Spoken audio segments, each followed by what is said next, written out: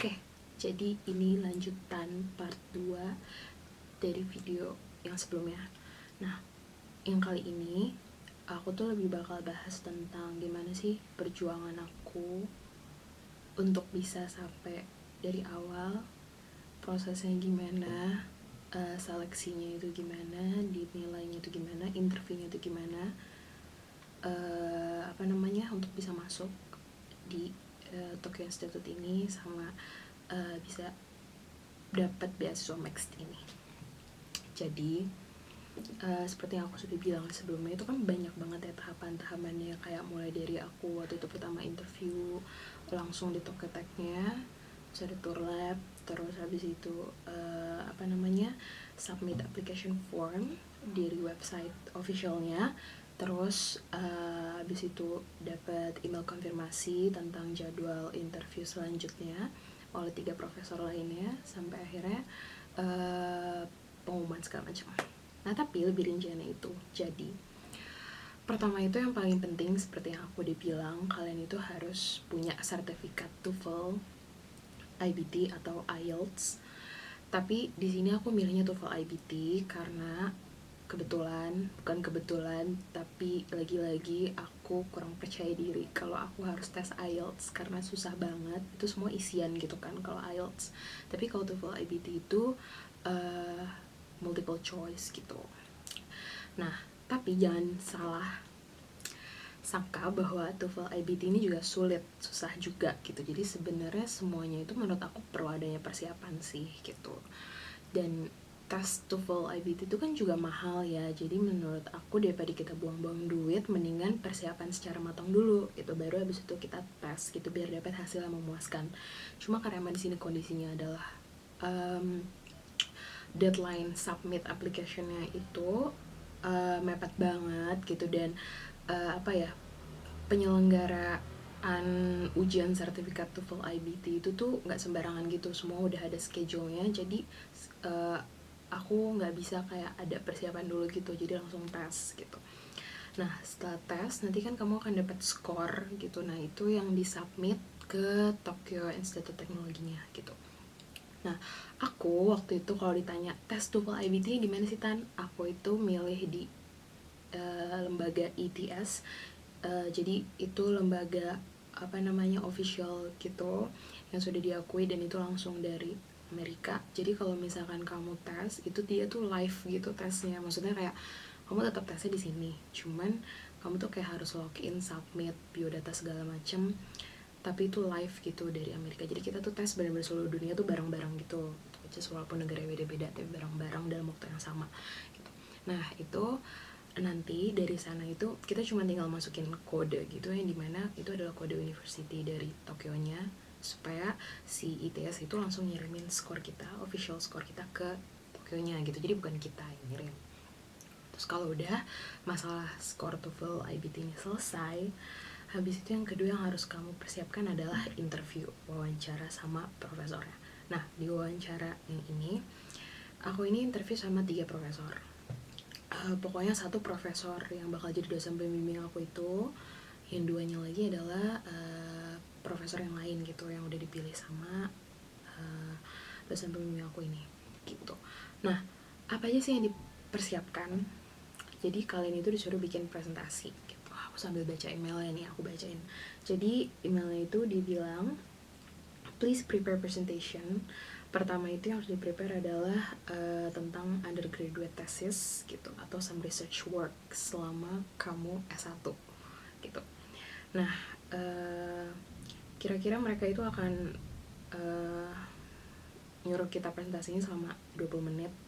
Terus yang kedua, please prepare presentation of your study plan, include willingness to study for master course and doctoral course at Tokyo Tech gitu.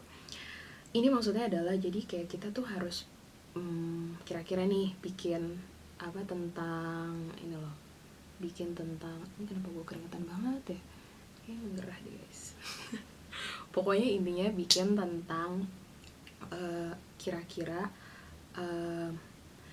kamu tuh mau ngambil topik apa, mau doing research apa di sana gitu, metode yang mau kamu gunain tuh apa, kayak gitu-gitu.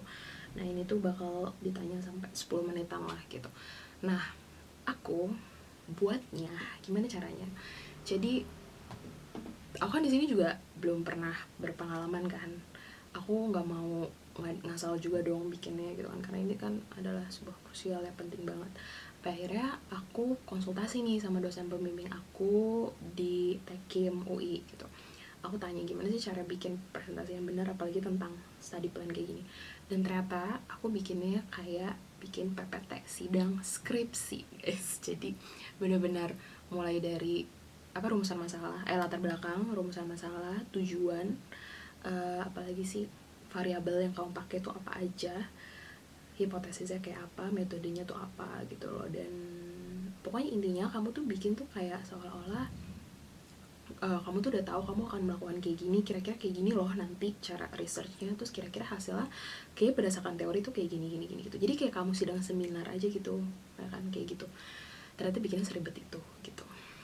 Jadi harus benar-benar dipersiapkan secara matang gitu. Karena kan emang penilaian ini tuh bukan kayak kita masuk apa sih, masuk kuliah S1 gitu kan, yang kalian tuh tes SBMPTN, tes SIMAK gitu kan, yang benar-benar tes tertulis gitu kan, hitung. Kalau ini tuh enggak gitu. Jadi mereka benar-benar pengen lihat, mereka tuh pengen tahu kita tuh udah punya planning belum sih ke depannya kayak apa gitu kan, maunya tuh ngapain sih di sana. Jangan tiba-tiba kayak ujuk-ujuk pengen S2 tapi nggak tahu tujuan kalian tuh maunya apa, neliti apa, dan tujuan akhir apa gitu. Dan yang ketiga itu disuruh bikin PPT tentang aspirations after obtaining PhD. Nah, kenapa disuruh bikin ini? Jadi balik lagi, aku itu ngambil program yang integrated doctoral program. Jadi si beasiswa Max ini itu adalah integrated doctoral program, jadi langsung S3 gitu.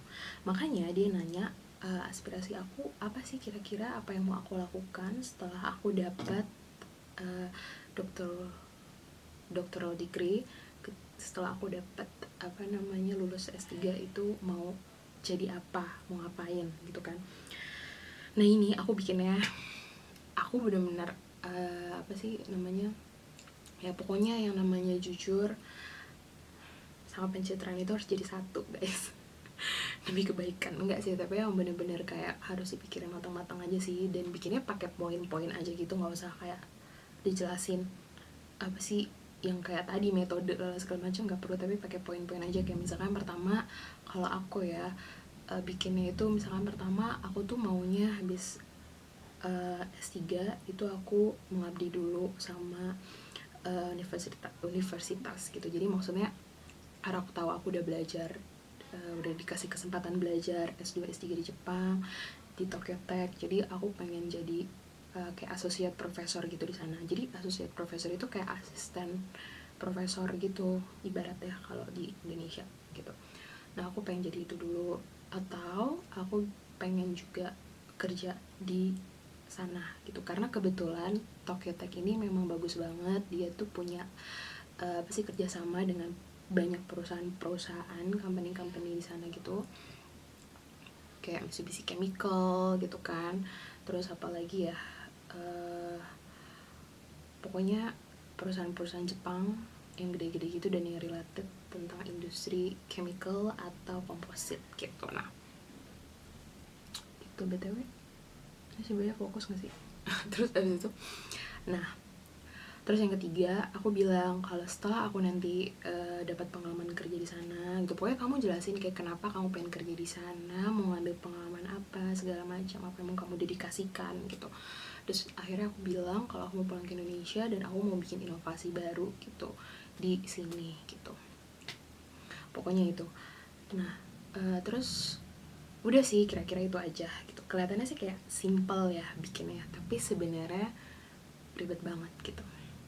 Oh ya aku lupa, jadi sebelum aku interview, sebelum ada interview apa sih namanya, interview sama profesor ini, aku tuh disuruh bikin kayak jurnal gitu, paper sih, kalau jurnal kebanyakan kali ya, paper tentang apa namanya, penelitiannya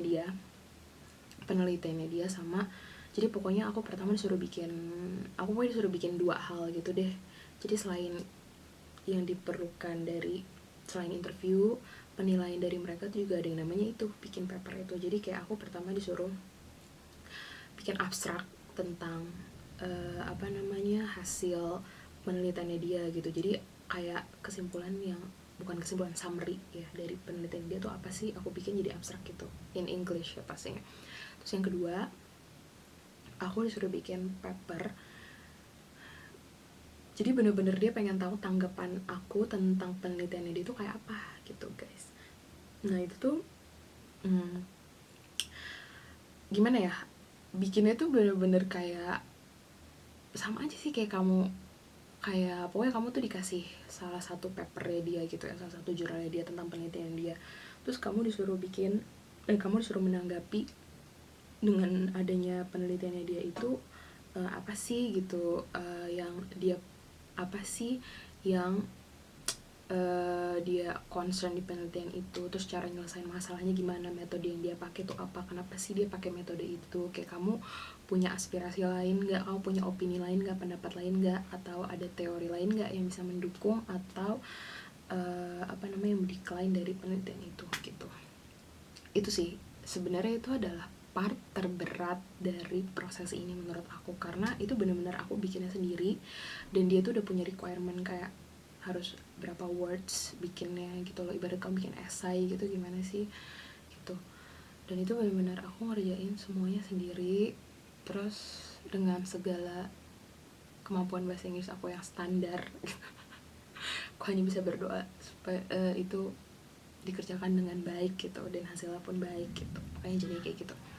Nah setelah itu baru yang tadi interview itu yang udah aku ceritain. Nah habis interview aku nunggu beberapa bulan sampai akhirnya diumumin bahwa aku keterima, alhamdulillah lulus gitu guys.